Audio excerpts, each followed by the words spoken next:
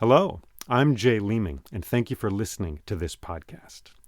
If you are able to support this podcast by joining my Patreon community, please do so. That gives you access to bonus recordings, as well as to free performances of many of the great epics of the world, which I give periodically online. It also makes this podcast freely available for others. You can join that community at patreon.com/storyjl. Thanks very much. What is this? This is the Crane Bag Podcast, and I am Jay Leeming. Thank you for joining me.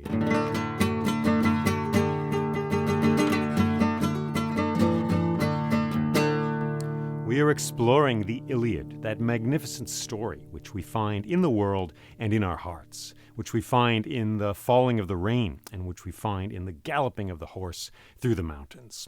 Should we begin? Should we get started? All right, what are we waiting for? Here it comes.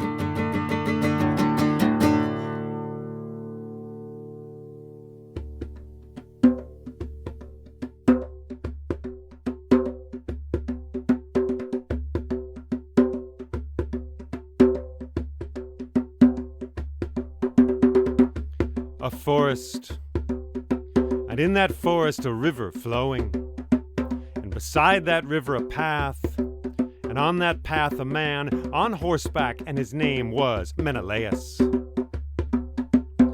He had only recently returned from Crete, where he had gone for his grandfather's funeral, returned to his own kingdom of Sparta, returned to find no guard in the stone watchtower by the shore, returned to find his palace well ransacked, items missing from many of the rooms, precious things gone, a golden bowl here, a tapestry there. And he had questioned a servant, and she had said, "My king, your queen Helen, the daughter of Zeus, has gone across the sea with that Trojan prince who you entertained in these very halls, that prince known as Paris." And so Menelaus had gone storming through the hallways and the rooms of his palace, and everywhere he had seen things missing, his palace like a jaw with its teeth knocked out. And in the royal treasury he had found the wooden chest gone that was filled with gold pieces. And the servants, when he asked them, well, their answers were not complete. It seemed none of them had quite seen what had happened. For the truth was that many of the servants who had witnessed Paris and Helen ransacking the palace and setting out across the sea, they had either gone with them or gone away, fleeing to the hills in fear, not wishing to tell Menelaus what had happened. So he had called for his horse, and he had set out, though the sun had just gone down, though thunder rumbled at the edge of the sky, and the clouds overhead were threatening rain. Still he set out, galloping on that horse, and here he was, in a forest. And as he rode, he had time to imagine all of the possibilities, all of the ways in which his queen could have been stolen away from him, taken across the sea. And still the night fell, and rain began to fall down upon him onto the leaves of the trees, and wind went flowing, rushing through those trees. And he passed between two high mountains, and he came out to the other side, and in a flash of lightning he saw a great valley spread out before him, and in the center of that valley there was a great heap of rock like an island, and atop it was a great citadel, the palace of the most powerful king in all of Greece, Menelaus' brother, Agamemnon. And as the thunder cracked, Menelaus spurred his horse on, and they galloped through that forest as the trees whirled and swished with wind. And then he came to that circling track right up against that palace, and he went around it higher and higher. And then in a flash of lightning, he saw the great stone gate with the two lions roaring forever, their mouths open and empty. And then the gate was opened, and he was through. And a servant came to him, his torch sputtering in the rain, and said, "Welcome to Mycenae, King Menelaus." And he took his horse away to be fed and cared for. And Menelaus walked through the palace to the feasting hall, and there beside a fire he found his brother Agamemnon. "My brother," said Agamemnon, "what brings you here on this stormy night, when Zeus brings rain down upon us from the clouds?" "Helen is gone," said Menelaus, "taken from me, my own wife, taken across the sea by a thieving prince from Troy named Paris." "What?" said Agamemnon. "I entertained this man for 9 days," said Menelaus. 9 days I welcomed him in my halls. I shared the good things of my table. I gave him a warm bed to sleep in. I showed him all the depths and the joys of my palace. And then, when I was called away, when we were called away to our grandfather's funeral, little did I know what was happening at home. For I came back to find my palace ransacked, my queen taken away across the sea." "Oh, my brother," said Agamemnon. "Tell me," said Menelaus, "do you remember the ceremony of the horse?" Agamemnon looked at him, and then looked away into the fire. "I do, my brother, I do." And as the rain fell down around that palace on its pinnacle of rock, the two of them remembered the day when all the kings of Greece had come to Sparta, because Helen, the beautiful daughter of Zeus, was seeking a husband. And it was as if the land itself had come to pay its respects to Helen, for each of the kings came from a different part of Greece, and brought gifts from that region and their lands. Ajax was there, that mighty mountainous man who ruled over the kingdom of Salamis. And little Ajax was there, who was not so little, really, but you had to call him something to avoid confusion between the two. And Antilochus came, the son of Nestor, from sandy Pylos. And Diomedes came, the ruler of the kingdom of Argos, Diomedes with the smoldering eyes, who was the one that all the servant girls said really loved Helen the most. And King Idomeneus was there, a man whose grandfather was Helios, the sun god himself, a beautiful and deeply spiritual man, who brought with him a double-bladed axe from his island kingdom of Crete.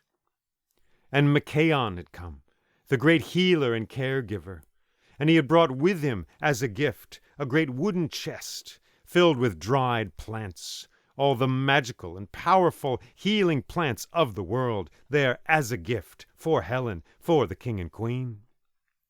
And Menelaus had been there, of course, and King Menestheus of Athens, a man born to rule over others, so it seemed, and Odysseus, who'd brought no gift at all, Odysseus from the small rocky island of Ithaca. And Philoctetes had come, the great archer, perceptive in his eyes and in his heart and in his mind. And with him he had brought the great bow, fashioned by Apollo himself, and handed down to Philoctetes. And Protesilaus was there, the impetuous, fiery one, from the kingdom of Thessaly, where wise and magical women are known to sing songs that call the moon down into the waters of the earth. And Teucer had come, young but ambitious, Teucer the archer, hoping one day to be as great as Philoctetes. So they all came to Sparta, these brilliant, powerful, and beautiful men, and they gathered in the throne room of white stone, where there was an octopus painted on the floor. And they stood before King Tyndareus and his queen Leda, and before Helen herself. And each of them in turn declared his desire to be the husband of Helen. And they praised King Tyndareus and Queen Leda and the kingdom of Sparta and Helen herself in beautiful and poetic words. And faced with all this strength and power, faced with all this brilliance and cleverness and wisdom in that room, King Tyndareus had stood up and said, "A decision such as this must not be made hastily. So let us sleep, and tomorrow we will give you our decision." And so they had all gone off to sleep. All of them, that is, except for King Tyndareus, who couldn't sleep. He was worried. So he stayed up late, sitting beside the fire in the feasting hall, watching the fire devour the branches and send smoke drifting up through the circular hole in the ceiling. And after a while a man had come out of the dark, a clever man, and it was Odysseus. And he sat down beside King Tyndareus. And he said, "What troubles you, my king?" And Tyndareus had said, "Oh, Odysseus, what am I to do? These men that have come, seeking to marry my daughter, you among them, well, you're all just the most brilliant and strong and powerful kings in all of Greece. If I choose any one of them, all of the others will resent this forever. There will be anger smoldering in their hearts. Before long, this could become argument, battle, even war. How am I to make a decision that will ensure there will be peace not only in my kingdom, but throughout the lands of Greece?" "It's true," said Odysseus. "It's a difficult situation, but I have a solution for you. I have a plan." "What plan is this?" said Tyndareus. "Well," said Odysseus, "before I tell you what I have in mind, I must ask from you a small favor." "Anything," said Tyndareus, "anything. What would you like?" And Odysseus said, "I do not ask you for gold or silver. I ask you for wealth of a different kind. What I need from you is a good word. If you could put a good word in for me with your brother Icarius, that would be a wonderful thing, because I have my eyes on his daughter Penelope. She pleases my eyes, she pleases my heart and my mind. She is the woman I am in love with. She's the one I really want to marry. Can you help me in this?" "I can," said Tyndareus. "I'd be happy to. She's a lovely woman. Yes, she's just right for you. If you two were to be married, well, you'd take a long and beautiful journey together, I am sure. But tell me, Odysseus, what is this plan you have?" "It's very simple," said Odysseus. "Before anything else, tomorrow, what you must do is ask every man here who wishes to marry Helen to swear an oath that he will honor whatever union arises from this gathering. More than this, whatever marriage comes from this gathering here, they must agree to protect that marriage, to do so with their words, their actions, and even with their lives, if necessary. They will all swear to this. It's in their own best interests. And then, once they have done that, well, let Helen decide. Love is wise, and she is a shrewd and intelligent woman." "That's a great idea," said King Tyndareus. "Of course, I'll get them all to swear to protect the marriage before they know who Helen has chosen. Yes, and what's more, I will sacrifice a stallion to Poseidon, the god of the sea. I haven't done that in years. The gods speak to us through the flowers and the light of the sun. They speak to us through Helen herself, descended from Zeus, so they say. So we will speak in return. We will offer them a stallion, that there may be harmony in this kingdom and in the world of the gods." So the next day they all gathered in a grove of cypress trees, not far from the palace itself.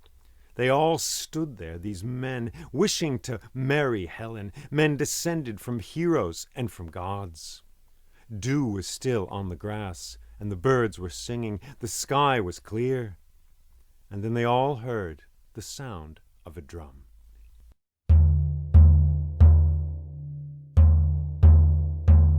And they looked, and they saw 3 priests in purple robes approaching.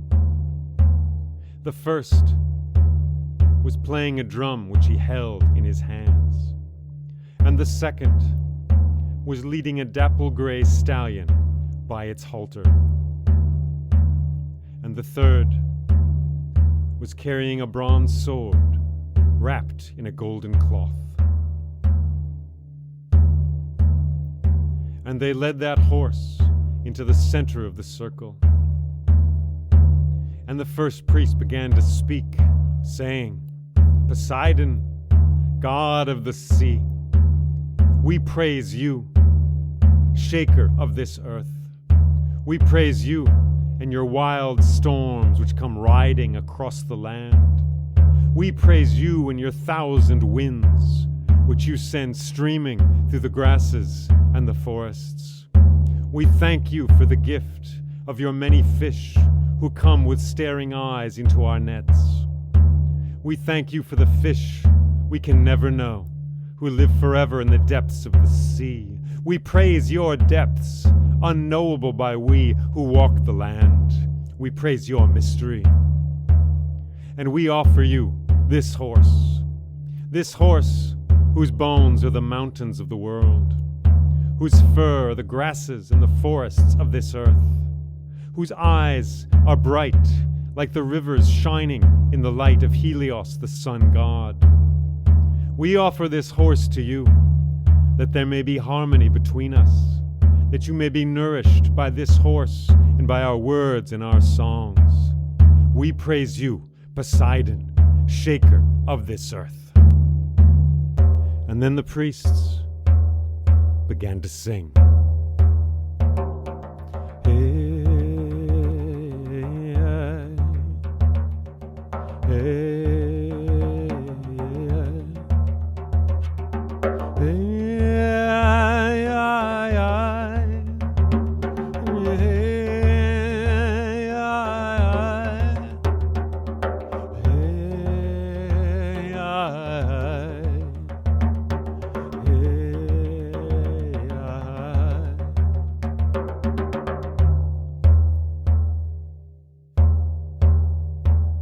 And then the first priest began to whisper sweet words into the ears of that horse.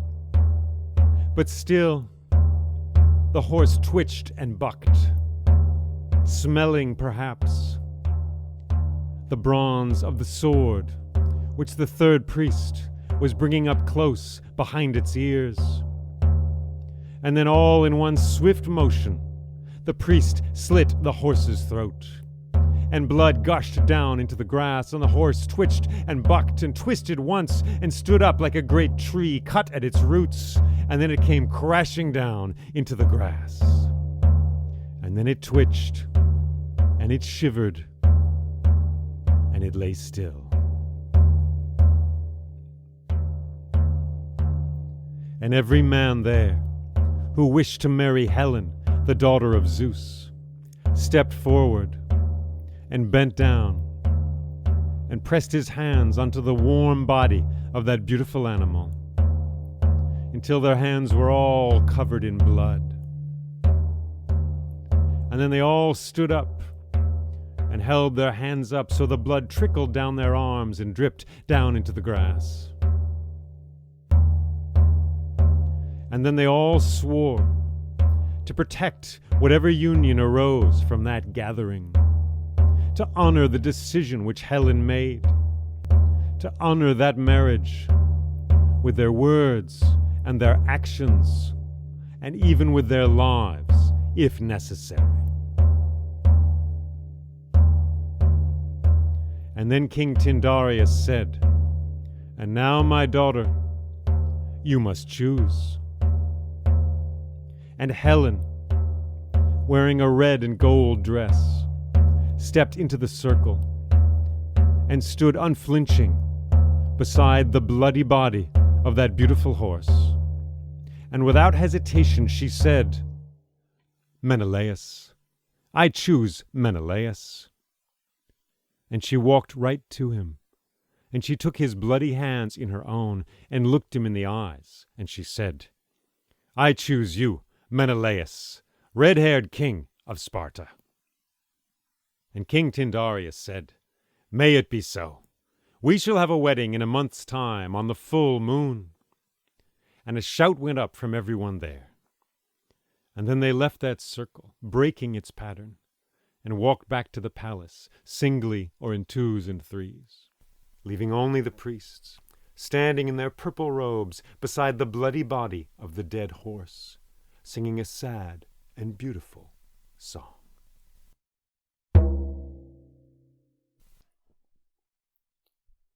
And as the fire crackled in Agamemnon's palace, as he and his brother Menelaus sat there, remembering that day, Menelaus felt that blood trickling down his arm once again, and he drank once more the wine at the banquet after the wedding.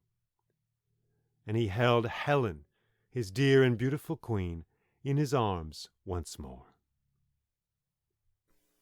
"We must summon them all," said Menelaus. "Everyone who was there at the ceremony of the horse. They all swore to protect this marriage, my marriage. We must gather them all and sail across the sea to Troy. We must demand the return of Helen, and if they refuse, we must kill this upstart prince, Paris. For this is a blow struck not against me and my kingdom alone, but against all of Greece. If this is allowed to go unpunished, then in ages to come, no one will be free to welcome a stranger to their doors. No one will welcome a traveler to a soft bed and a good meal in their houses. No, we must punish this prince, Paris, punish Troy, or else the world will fall into disarray and confusion." "What you say is true," said Agamemnon. "But war with Troy is a large and difficult thing. I say this. I think you should go to Troy, you with a few others. Let's say Nestor, the man given 3 lifetimes by the gods. And perhaps Odysseus, for he is very clever. Yes, the 3 of you sail across the sea to Troy, demand the return of Helen. And if they refuse, well, then we will talk of swords and of spears and of great armies." "I will do this, my brother," said Menelaus. "But you must send messengers to every king in Greece, telling them what has happened, telling them what threat we are facing." "I will," said Agamemnon. So soon messengers were riding on horseback down all the roads of Greece, carrying with them the message that Helen, the daughter of Zeus and the wife of Menelaus, had been stolen away across the sea by Prince Paris. And Menelaus himself set sail in a boat with Nestor and Odysseus and a crew of sailors. Across the sea they went, arriving finally at the kingdom of Troy.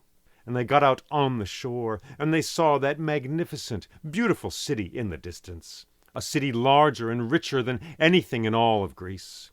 And they walked through its beautiful streets to the throne room. And they came there, and they stood before King Priam and his queen Hecuba. And Menelaus, speaking words of iron, demanded the return of Helen, his wife, and the daughter of Zeus. But Priam simply said, "I know nothing of this. My son Paris set sail some time ago for the kingdom of Crete, and he has yet to return. Where he is now, I do not know. And you come to us, telling us this story. Well, let me tell you a story. Do you remember my eldest sister, Hesione? How some years ago she was snatched away, taken against her will across the sea by Telamon, one of your Greek princes? And do you remember how we sent envoys to you demanding her return? But these demands were not answered. In the end, my sister escaped on her own, swimming across the water, coming to Miletus here on the Trojan shore. That is a story as well, but it is one I think you have forgotten. Do your bards sing of it in your stately halls while you are drinking your wine? No. And now you come to us with your story in which we are the evil kingdom responsible for these difficulties you find yourselves in. Well, we refuse this story. We refuse you. Go back to your small kingdoms and be content with what wealth you have. And as for my son, I will only say this. He is my son. And so whatever his actions are, I will defend them. Troy will defend them. With our words, with our actions, with our armies, if necessary. Well, these words only stoked the fire already burning in Menelaus' heart. And saying nothing, with only cold stares to offer, the three of them turned and walked back to their boat and set sail across the sea, with anger in their hearts.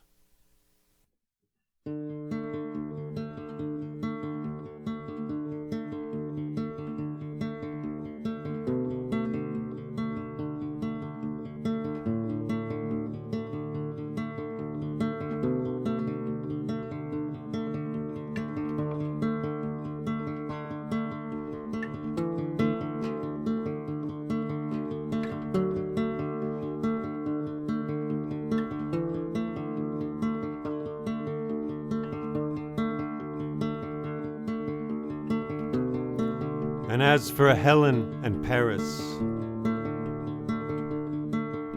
when they had left Sparta, they had sailed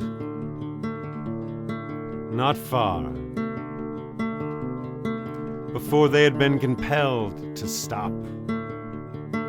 For they had come to an island known as Cranae, the island of the flowers. And Helen had said, Paris, my love, let us stop here. Why? Said Paris. Because it is beautiful, she had said. And so they had stopped for a while on the island of Cranae. And there she had led him away to a secret meadow in the center of that island. And there they had lay down together and shared the delights of love.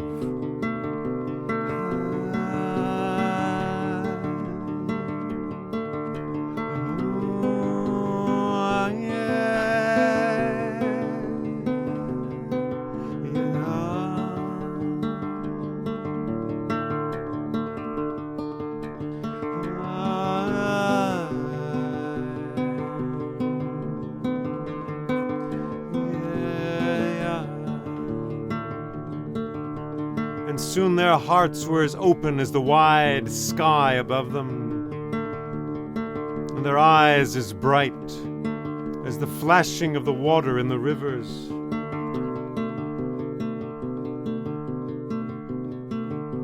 And their two joys seemed to be a single joy which they shared. And then they got back in the boat and they sailed on.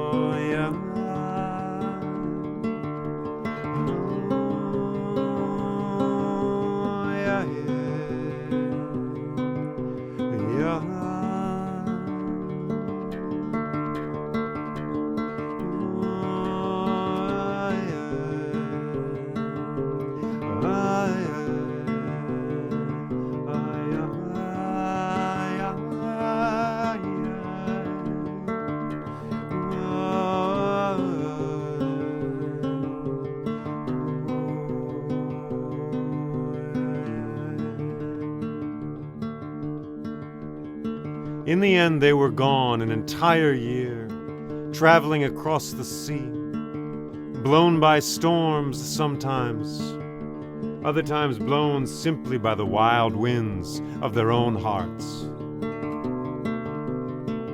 They found themselves in Egypt, where they were entertained by Polydamna and King Thon. They found themselves in Cyprus, an island sacred to Aphrodite, the goddess of love.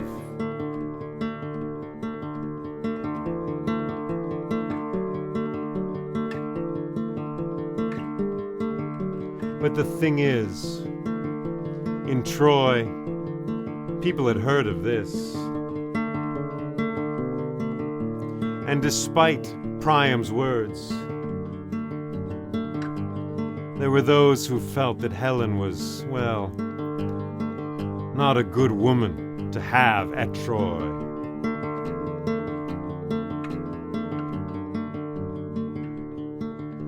They felt she was a bad influence. She would bring only trouble. Daughter of Zeus she might be, but well, what is this traveling around? What is this Greek queen doing heading our way? So when they heard that their boat was approaching, there was in fact a welcoming committee on the shore, a mob of Trojans.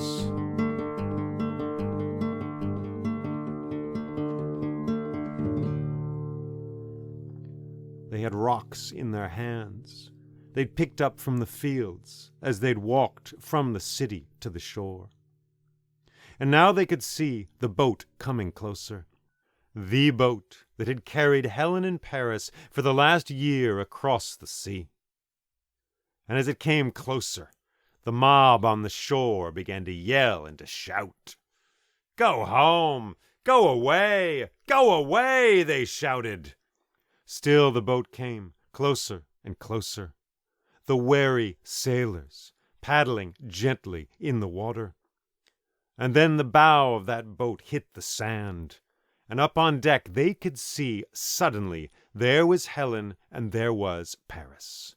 Beautiful, both of them, the wind ruffling their hair. And Paris and Helen stepped down onto the sand, and Helen said, "Ah, thank you, dear ones. Thank you for welcoming me to this land of Troy, which I have always held in my heart as my true home. They say, perhaps, I am the daughter of Zeus, but I care nothing for the realm of the gods, that eternal realm, because it would mean I would be far from this sand, this grass, and this ground, this beautiful land known as Troy." And as she spoke these words, they all looked dumbstruck at her beauty. And one by one, the stones fell from their hands. And then they called for a chariot, and Helen and Paris rode in style across the grass up to the city of Troy. And there it was no different. They rode through the streets of this city. They came to the palace itself. They walked into the throne room. And there was King Priam, and there was his queen Hecuba. "Ah, my son," said Hecuba, "my dear son, Paris." And she embraced him, and Priam embraced him in turn. And then Priam turned to Helen, and he said, "And you, my dear, you must be Helen of Sparta." "No," she said, "I am not that woman. I do not know who she is. For I am of this place, this beautiful place, which my heart has always loved. I am, I was, and I shall always be Helen of Troy." And Priam laughed, and everyone gathered in that throne room gave a great cry of joy. And Priam knew in that moment that he would defend and stand by Paris and Helen till the end of his days.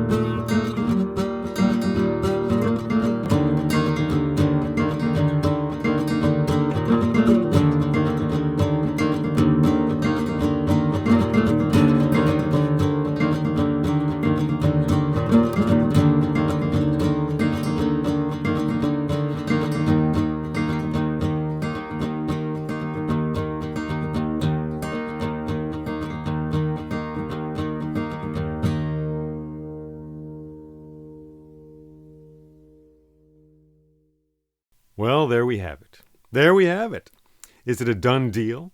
Is Troy finished? Is it certain to be razed to the ground, destroyed, turned into ash, as Athena and Hera wish for it to be? Spoiler alert, Troy does not survive this story. Helen is there in Troy. Priam is ready to fight to the death, basically, for her and Paris. And the Greeks are over there, and they're pissed. And they're going to start building boats and stuff. And we, by participating in this story, participate in the knowledge of the gods and the fates, because we know what's going to happen. Now, many of the characters do as well, as we shall see. We know what will happen, but not exactly how. We know what, but not how. It's very much like life. Death will come. Death is certain.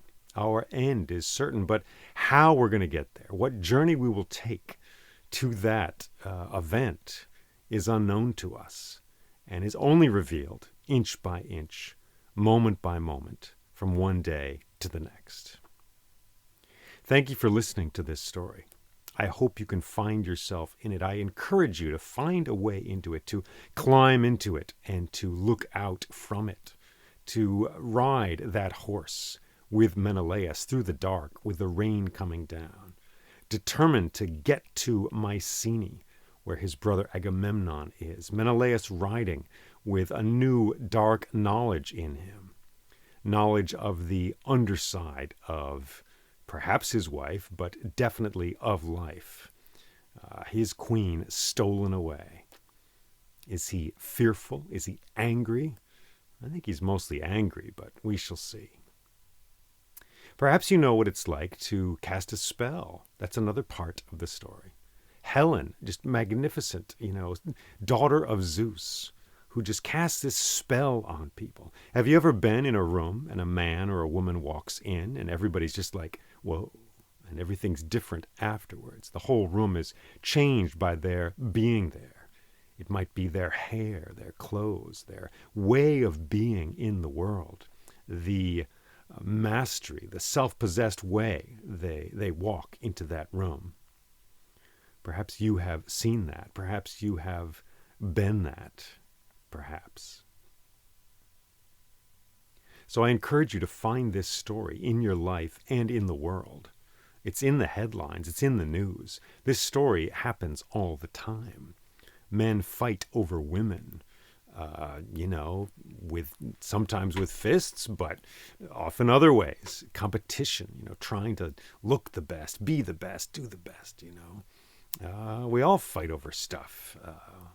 Because we're, of course, and now a voice in me, and perhaps in you as well, is saying, well, I don't. I'm a peaceful person. I don't fight. I don't compete. Well, maybe we should look at those assumptions. Maybe we should stop placing them only on others, because then the others become the evil ones, and we're the good ones. And that's a very dangerous place to be for anyone with a soul and a heart and feet on the ground. We get this great speech by Priam in the middle of this, when Odysseus, Nestor, and Menelaus come to him and demand the return of Helen. And they find out she's not actually there.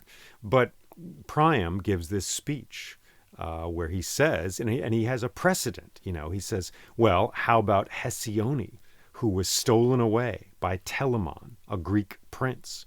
And we sent envoys to you, and you didn't do anything. And did we send an army against you? Well, we didn't. So just deal with it, buddies. This is a messed up world. This is the way things happen. That's kind of what he seems to be saying.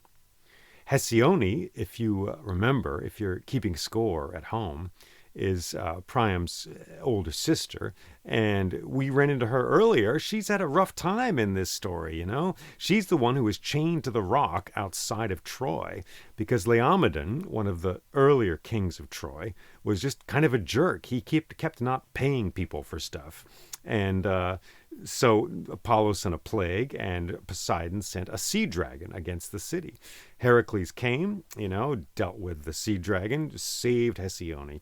So she's had a rough time of it. And now we hear from Priam how she was stolen away by Telamon across the sea. And, well, as I say, he uses that as a precedent. Like, look, don't get all huffy about this. This is just a thing. This is what happens. Now, we should remember as well, Hesione escapes on her own, which is very cool. And though we may look at this story and look at it and go, oh, women as property, bad, evil. And of course we do. Of course we feel that way. I feel that way. But the women in this story don't exactly go for that. When they're dragged across the sea against their will, well, she manages to escape. She's not a sack of potatoes. She has agency and will, and she successfully escapes to Miletus, a city in Asia Minor. And thinking of this brings me to an important point, which is that this world described in this story is a broken world. It is not a unified culture like that of ancient Egypt or of Mesopotamia in ancient times, or China under an emperor, for example. It was that previously, hundreds of years before. The lands that we now call Greece were more or less unified. We see this in pottery styles, which were more or less the same throughout what we now call Greece and Crete, all those places. And then there was a great cataclysm, in part, perhaps, the volcanic eruption at Tira or Santorini, but also an invasion from the north, most likely. We don't really know. Archaeology-type folks don't really know. But that unified civilization fell, and what we have is a broken world, resembling not so much like the Mayan Empire kingdom, for example, in the Americas, or Egypt or something like that, but more like medieval Europe, where it is petty kings, and that's the word that comes to me, fighting over resources, and in their little castles, guarding what they can guard, because life is rough out there, and there's no emperor, there's no security, and you just got to get what you can and hoard it and survive. So if you think about that, if you mull it over, it explains a lot. A lot. I mean, that's the world of the Odyssey. So that's why Odysseus is so desperate to get home. Well, I mean, we like home. We all like home. But that's the prime value of that poem, of that story, is getting home, back to my home where my wife is and my food is and my kingdom is, and that's where I'm secure. And in this story, it explains a lot as well. In the Iliad, it goes all the way to the conflict which Achilles is going to have with Agamemnon, because it's not a unified culture. So Agamemnon he's the most powerful king of many. He is by no stretch the emperor or the king of Greece.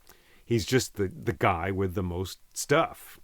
And so he's more or less assumed to be the leader of the expedition to Troy, but it's really not agreed upon. He's not, by no stretch, is he the commander-in-chief of this whole expedition. So that leaves room for dissent. It leaves room for different opinions. It leaves room for conflict.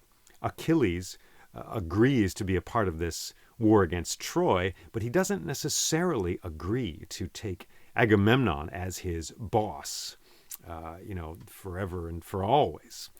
So when he leaves the army and declares that he's not going to fight anymore, he's not exactly deserting, because he never swore allegiance to Agamemnon. He just agreed to be part of this war against Troy.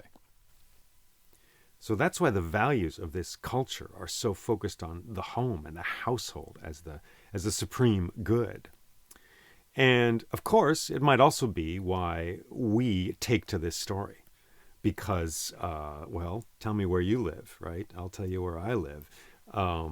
Here in America, we still live with the myth of a wild frontier, a wilderness, and we have to have our own little house that is protected against malicious forces on the outside, be they bears or panthers or whatever, people with guns.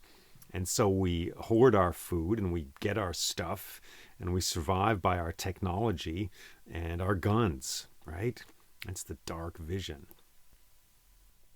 So that's something just to keep in mind when you're hearing this story. And the worst thing to be in this society was not a slave, but someone who was below even that, which is an individual completely unconnected to a household. The slaves in the Homeric world and in the culture of that time, as far as we can tell, were part of a household. They were slaves, yes, which is not great, obviously, but they were still part of a community. So the worst thing was to be outside of such a community. In the Odyssey, when Odysseus descends to the underworld and speaks with ghosts, he speaks with Achilles. I know I'm jumping ahead here, but you got it. Stay with me. He speaks with Achilles, and he says, "Oh, Achilles, you look like a king down here. You look great." And Achilles is like, "No, you dope. Don't give me your wild poetic language. Don't try to praise me.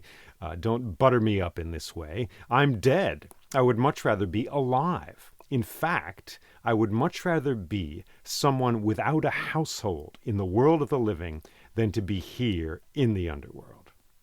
Now, when I tell that story, and when many people translate it, they use a different word for what Achilles says. They have him say, as I do when I tell it, "I would rather be a slave to the lowliest potato farmer in all of Greece than to be here in the underworld dead." I use that word slave because that really rings our bells. That's the worst fate we can imagine today in the modern world.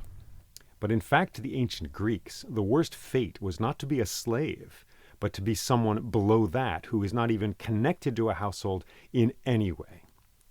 So I share that with you because I think it's a good example of the importance that the people of this culture put on the household, the extended community of a particular house or a palace, and how important being a part of that was. House, the Greek word being oikos. And it's a response to the collapse of the Mycenaean civilization, which predated Dark Ages Greece, which is basically the Homeric world. That's the word given to it is the Dark Ages, which, again, much like the European Middle Ages, with petty kings fighting over stuff. So Menelaus rides through the night to go see his brother Agamemnon, who lives in Mycenae. Now, don't get confused here. The name of the place is Mycenae, but it gave its name to a civilization, which was the Mycenaean civilization, which, as I said, is a civilization which fell. But nevertheless, the place named Mycenae remains, and Agamemnon is king of that. And Menelaus goes there because Agamemnon is the most powerful of all of the kings of this region, but also, of course, because he is his brother. And they remember things. They remember this horse sacrifice, which, wow, it's a grisly scene, huh? I mean, man, I was like, well, do I have to put this in? It's kind of, killing a horse like that? Wow. But it seems crucial. The logic of the story demands it of me. It felt wrong not to put it in, because it's crucial to the story of why they go to war against Troy in the first place. Because they all swear, Odysseus has this great plan. We're all going to protect this marriage, which feels foolproof, as our plans do, right? We make plans now. They're foolproof, aren't they? They're foolproof. Yes, my cell phone will work. Yes, my insurance will pay for it. But no. And Odysseus, clever though he is, has this plan, but he does not conceive of an outside threat, a threat from entirely outside the culture and the lands of, I'm going to call it Greece. So he's got all the kings there making peace with each other, which was, Tyndareus was fearful that they would fight. So Odysseus has found a way to keep them all together.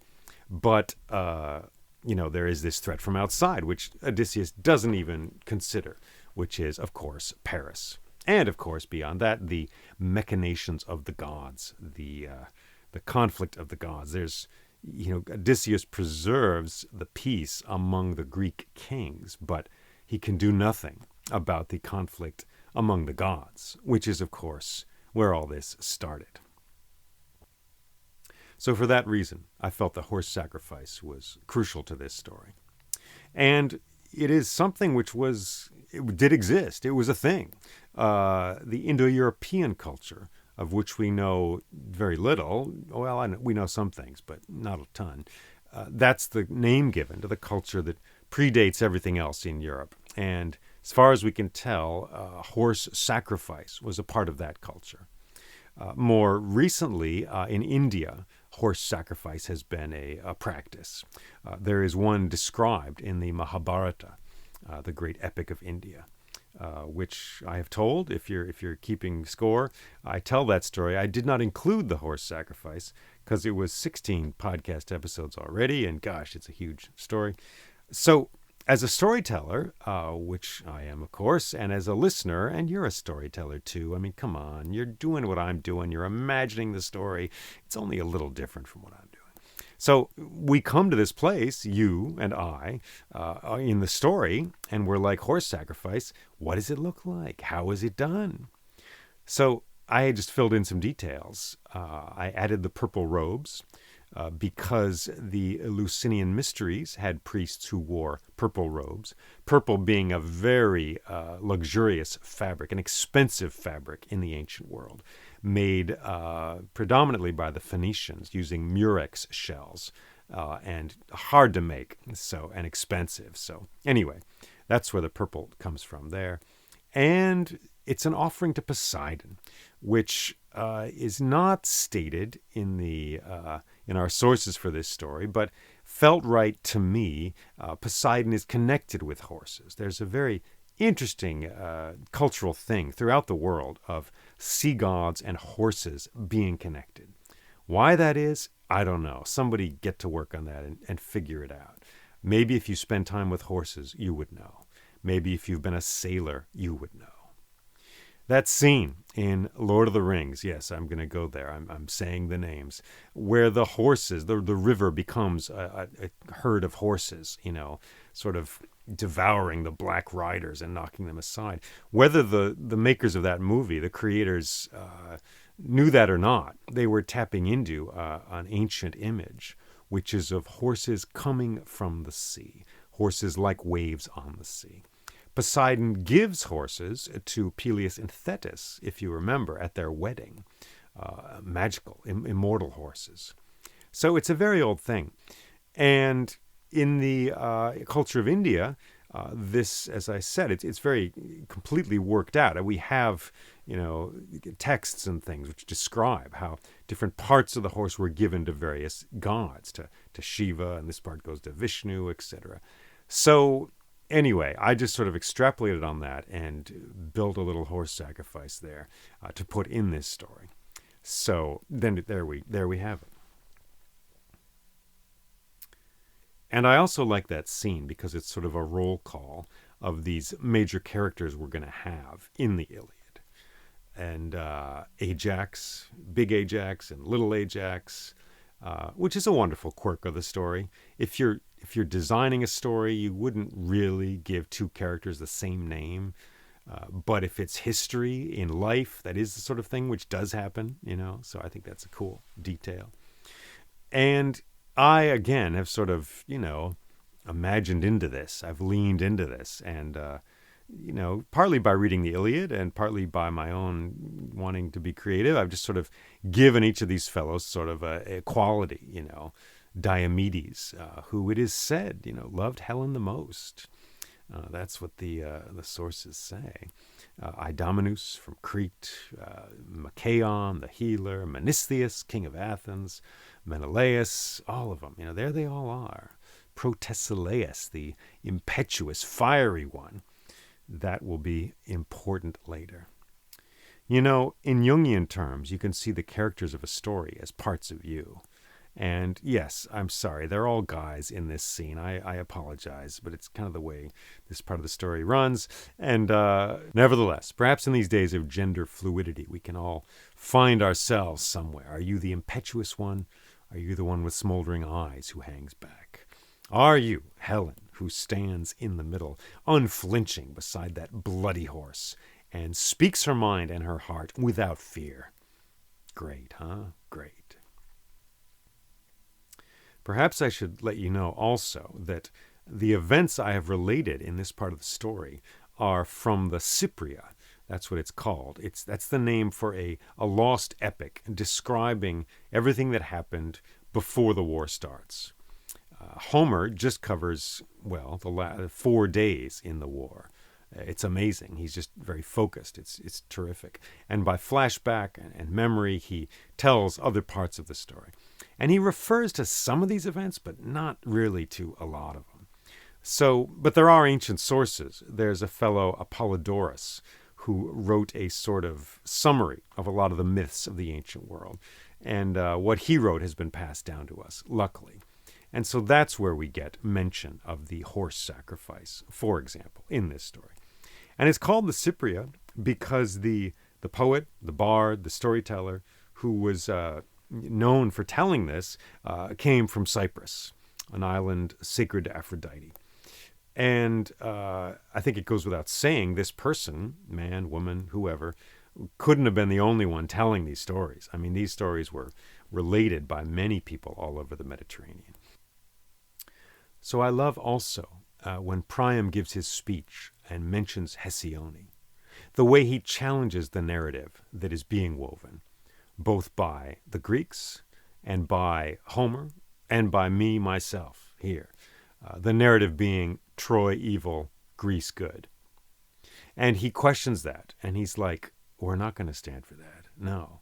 Here's another story. I will tell you a different story, and here it is. We're not just going to be your evil kingdom for you. There's that great story about Gorbachev and Reagan. Ronald Reagan, president of the United States in the 80s, Gorbachev, leader of the Soviet Union, of course. This was during the Cold War, and Gorbachev, of course, responsible for largely ending that, for letting in more freedoms to the Soviet Union and basically breaking up the Soviet Union. So anyway, there's this story that the two of them were meeting somewhere, and Gorbachev said to Reagan, he said, I'm going to do something horrible to you. I'm going to take away your enemy. Now, he said this with a laugh, and I'm not sure that's an exact quote. Well, it's not an exact quote. It's just what I remember. But he said that, I'm going to take away your enemy. Wow. Now, who knows what Mr. Gorbachev was thinking at the time exactly. But it is a horrible thing to have your enemy go away, because suddenly your problems have to be solved inside. Suddenly you see how your problems and your challenges come in large part from yourself. And here in this story, Menelaus has made himself an enemy. Well, does he have an enemy? I guess that's for us to decide. But Troy is responsible. Paris is responsible. His marriage is on the rocks. Let's just put it that way. His marriage is on the rocks, so much so that Helen is willing to just shack up with this guy Paris and run off with him. But Menelaus, instead of looking within himself, instead of seeing where he might have failed as a husband, as a lover to Helen, instead he puts it all onto someone else. Paris is evil. Paris stole her away. Now, are either of those stories completely true? Well, it's open to question, I suppose.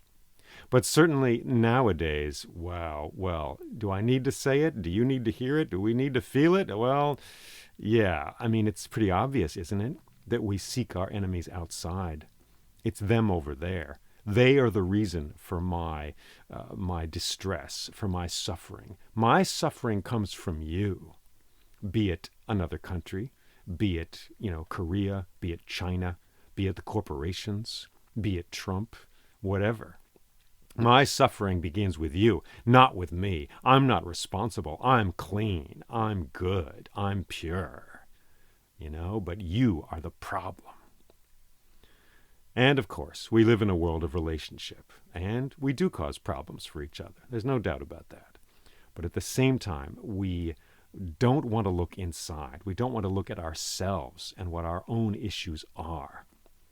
And so Menelaus is doing exactly that. He's not looking at himself, at his own marriage, at Helen. He's looking only at Paris and at Troy and saying, they're evil. So for that reason, I love this little part of the story where Priam lays it out and is just gives him an alternative narrative, which the Greeks, Menelaus, Odysseus, and Nestor, are not willing to accept. And they return to the safety of their own narrative, which is that we are good, Menelaus is good, you are evil, you stole Helen away, and so you must be destroyed. So I love that moment. And it spotlights the power of narrative to alter events around us, be they personal or political narratives. They can shape reality and are very powerful, which is why we're here in this story, telling this story, feeling it out, and seeing, as we experience this story, how we can find this story both in our hearts and in the world. Because Troy is New York City. Troy is Los Angeles. It is Rome. It is Beijing. It is Kyiv in the Ukraine. It is Moscow. It is the loved and magnificent city, the city of our dreams, the city where all things are possible, the city which, nevertheless, despite its beauty and its strength, will fall and will become ash and will become a ruin. And do you know what it's like to be under a spell? Do you know what it's like to stand on a shore with a rock in your hand? And then she appears. It's amazing. Helen appears on the boat with Paris, and they're both so beautiful. They're the royal couple, they're the celebrities on the red carpet. They're the ones we all want to see, and by seeing them, we can be them for a moment. And in them, we see reflected the greatness, the beauty, the style, the pizzazz, whatever it is that we want, there it is in the world. We project our own rock starness, our own celebrityness, our own pizzazz, our own beauty onto these others and find it in the world. And maybe someday we'll find it in ourselves as well. But I encourage you to climb into the story in that way. And then you're the one holding the rock in your hand. We are the ones holding the rocks in our hands. And then being overcome by this spell of this beauty, we let the rocks fall to the ground. They're in love. They're amazing. Why would we throw rocks at them? Do you want to toss a stick at these two? No. And then they go to Troy, and it works there too. And Helen and Paris are completely accepted, and the city is won over. How can it be any other way? She was an evil queen, but no, now she's our lovely, wonderful queen. She's our queen, and we're going to fight for her because she is us, because she is the beauty we have not allowed ourselves to see in us. She is the beauty which society or the voices around us, those concrete voices, those annoying voices, have told us is not to be found in our fingernails, not to be found in our hearts, but must be sought forever somewhere else. And so they're willing to fight for her. And so our story will go forward like a river flowing to the sea. Thank you for listening to this story. May it nourish you. May this story be nourished in turn by our attention to it. White swan that it is, strange rock that it is, found in a stream flowing with voices. Voices of storytellers, grandmothers, grandfathers, bards playing instruments we cannot name, bards who sang in the twang of their music, of actions taken years ago, taken tomorrow, taken in the far future. Story, may you be honored by us. May you flourish in a time beyond our own, so that others may hear you and you may endure, and wisdom may go on and nourishment may go on, and the future may be fed by these images as we are fed. Thank you for joining me. If you are able to donate to this podcast, please do so. It keeps it going. That's why I'm able to spend this time working on an immense project like this, telling the expanded Iliad. I'm a storyteller. I do performances in theaters, in schools, in colleges and things like that. But the Patreon support allows me to live not per gig to gig, as we say, but to look at the longer picture, the bigger picture. So you can do that by going to patreon.com/storyjl. That's how you can support this podcast. Patreon.com/storyjl. And many thanks to those who have already given support to this project of getting these stories out into the world. It's why they are free, why they are freely available to all. Thanks very much, and take care.